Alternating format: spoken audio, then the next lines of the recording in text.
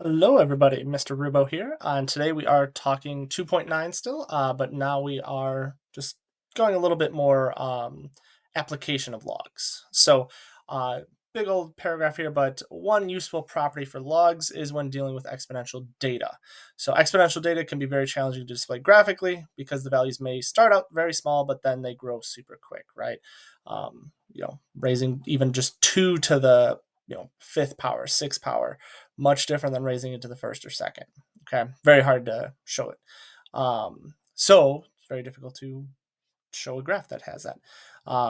So the population of English Americans is the current U.S. Since 1620 has grown exponentially. So that population has grown exponentially.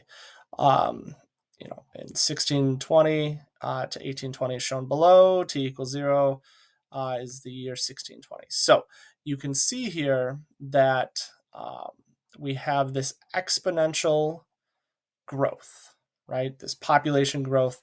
This right now is showing without any scaling or anything like that.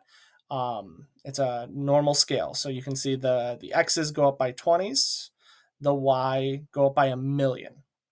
Well, it's really hard to see in the first, I don't know, even the first 100 years to even estimate what those numbers are.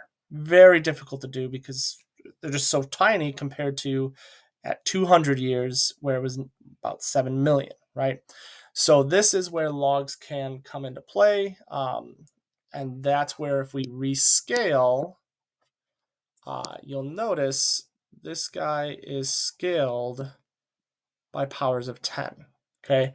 And this is what we call logarithmically scaled. Oh, my stylus is not working. There we go. So what you can see here is now it's a lot easier to tell where these values are. So you look at the one on the left, the very first point looks at 0, 0. But it wouldn't make sense that the population was completely 0 at that point. But when you look here, now we can see a little bit better. Well, 10 squared is 100, 10 cubed is 1,000.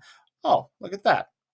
Somewhere in the middle between 100 and 1,000. So, maybe 500, but much easier to estimate. I wouldn't have been able to estimate that from this first point.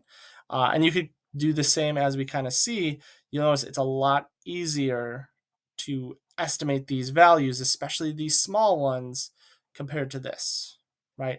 And that's where one of these, just always being mindful of your scale is important, because this is also something that you want to look for in the AP test is your scale, right? If they're using just a normal going up by a specific number every time, great, then it's not scaled. But sometimes they may switch it and go up by a base 10 scale or base something else scale.